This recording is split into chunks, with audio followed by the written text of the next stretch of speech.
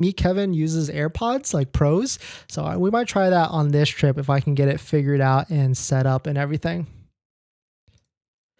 But in this next topic, we're going to talk about the reasons why EV sales could be declining, and maybe not for Tesla as much unless we start to see some different movement. But Tesla did drop the price very recently, and they must have done that for a certain reason. So we'll talk about it. But if you're just joining in, my name is Dennis. I love talking about Tesla hacking, as I like to call it, but basically just getting the best deal on Tesla at the best financing rate. So definitely hit that subscribe if you're interested. And today's video is actually sponsored by my Patreon link down below in the description if you want to support the channel, but more on that later. All right, so let us take a look at this. Shout out to USA Today. They posted this headline: "Are EV sales declining?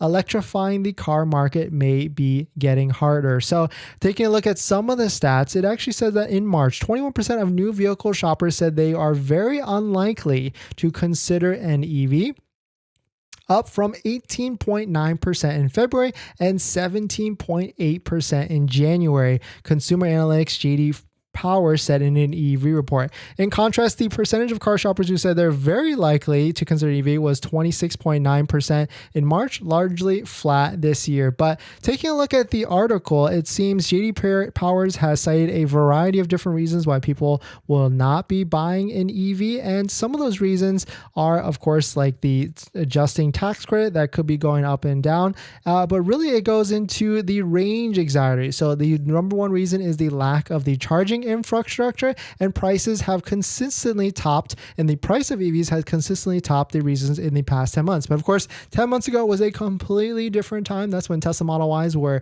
$66,000 for a long range, and now they're like under $40,000 if you factor in the tax credit. But the other reasons people cited for not wanting to buy an EV is range anxiety, time required to charge, which could actually be a big one. I mean, we talk about superchargers all the time on the channel and how they're actually not that cost efficient. They're even more, or maybe even the same cost as gas cars. So, and then you got to find one, you got to go to one, spend 20 to 30 minutes, and then you're still going to pay $30 at the end of the day. But another reason why people don't want to buy an EV is power outages, grid concerns. That could be a big one, because I did hear a rumor the other day about the grid, and that in a certain county in SoCal, California, if you want to, or in most places in California, if you want to install an EV charger in your house, you have to file for a permit. But in this city, when someone actually went to go file for a permit, they actually got denied because for reasons saying that the grid in their neighborhood could not handle it. So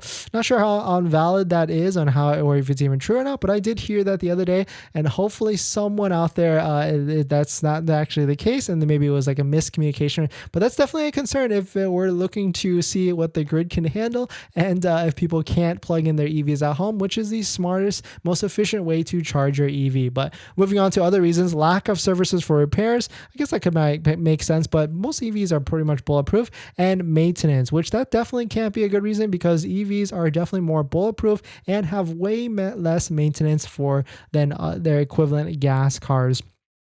But here's the last one: inadequate performance in extreme temperatures. That's definitely super valid. I mean, I certainly will feel a range drop when the weather starts to get cold, and that is certainly something that happens to in the colder climates and temperatures when the Tesla vehicles and all EV vehicles lose a little bit of performance. But actually, if you didn't know, gas vehicles also lose performance in mile range in the cold winter as well, but I guess it's just not as severe as a Tesla vehicle. But definitely some pretty interesting stuff. These are some of the reasons why they're citing that EV sales could be declining and why people are just not that interested. But I mean, the EV prices are dropping though, right? Tesla just dropped the price $3,000, and I feel like Tesla is on a mission, or Elon is on a mission to, well, he certainly is on a mission to sell a lot of vehicles, and so he will certainly keep dropping the price if he needs to really get down to a certain price point where it just makes 100% sense. Because right now, yes, I have said for a while that Tesla Model 3 and Y vehicles are kind of on the higher end. I mean, now of course the Model 3 starts at $40,240. You get a $3,750 tax credit, but until this vehicle gets under $30,000 brand new, then it will be a different time at the end of the day. But definitely some pretty interesting stuff. Let me know what your thoughts on it. Let me know what you're thinking. We're going to jump into our next topic. But before we do that, this video is actually sponsored by my Patreon link. Down below in the description is the Patreon link where you support the channel. So definitely check it out if you're interested.